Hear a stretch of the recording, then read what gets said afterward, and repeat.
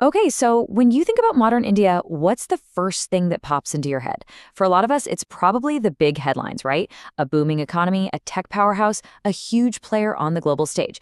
And look, that story is absolutely true, but it's not the whole story, not by a long shot. There's this other incredibly important narrative that we're going to explore today. See, on the one hand, you have that India we all know from the news, the nuclear capability, the world-class outsourcing hubs, the computer wizards. But on the other hand, there's this vast, unbelievably rich universe of culture that often gets pushed to the side.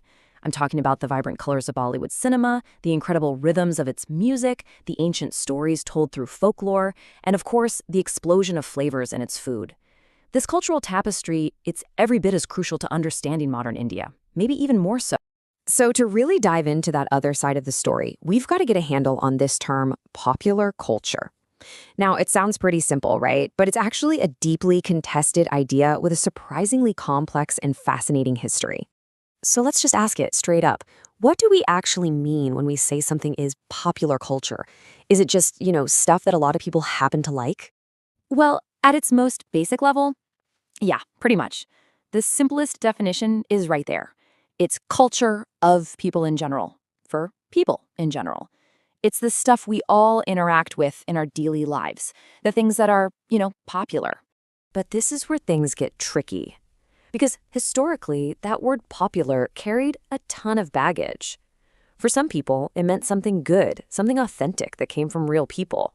But for the academic and cultural elites, popular was basically a dirty word. It was a synonym for low culture, something they saw as gross, vulgar, cheap, and definitely not worthy of any serious study. Thankfully, that dismissal of everyday culture started to change around the middle of the 20th century. A whole new way of thinking popped up that actually took the popular seriously. It was a huge shift away from only studying high art in museums and towards understanding our actual everyday lives. This whole shift was really led by a group of groundbreaking thinkers over in Britain. Starting in the 1950s and 60s, you had figures like Richard Hoggart, Raymond Williams, and E.P. Thompson, and they just blew up the old way of thinking. They argued that the culture of working-class people, the pubs, the music, the day-to-day conversations, was just as meaningful and complex as anything else. And then Stuart Hall came along in the 70s and really cemented the whole field. And this quote from Raymond Williams, it really captures the whole revolutionary idea. He said that culture isn't just a collection of books and paintings. It is a whole way of life. It's how we live, what we believe, how we talk to each other. Basically, if you want to study a society's culture, you have to study everything about it.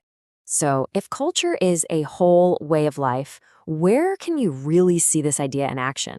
Well, you'd be hard-pressed to find a more complex and fascinating place to look than in a globalized India. The sheer diversity there makes it a universe all its own.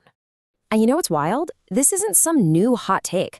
Way back in 1977, one of those pioneers we just talked about, E.P. Thompson, made this incredibly powerful observation.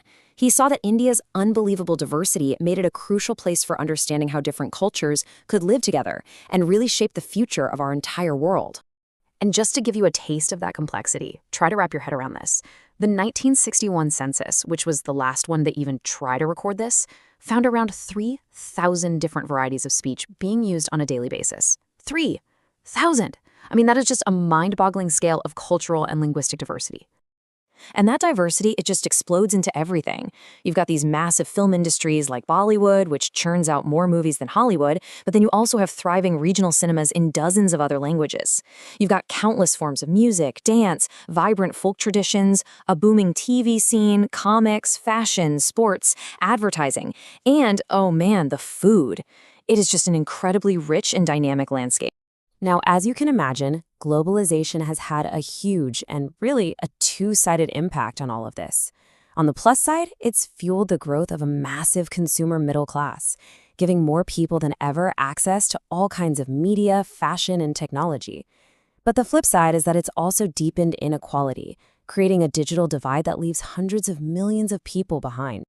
So, okay, why does all of this matter, right? Why is it so important to look beyond those economic headlines and actually study a country's popular culture?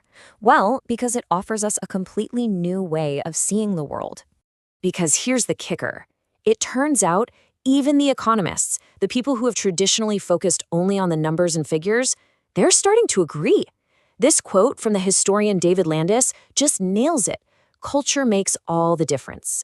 At the end of the day, the social and cultural stuff, the beliefs, the values, the ways of life, that's what ultimately shapes a country's entire path. So if there's one big idea to take away from all this, one new lens you can use, it's this concept, relationality. It's just the understanding that to truly get a society, you have to look at the whole web of relationships between people, between different groups, and between competing ideas. It's that web that makes up the whole way of life we've been talking about. And that leaves us with one final question to chew on. If culture truly makes all the difference, what crucial parts of the story, not just about India, but about any country, are we missing out on when we only pay attention to the economic and political headlines? What's really going on just beneath the surface?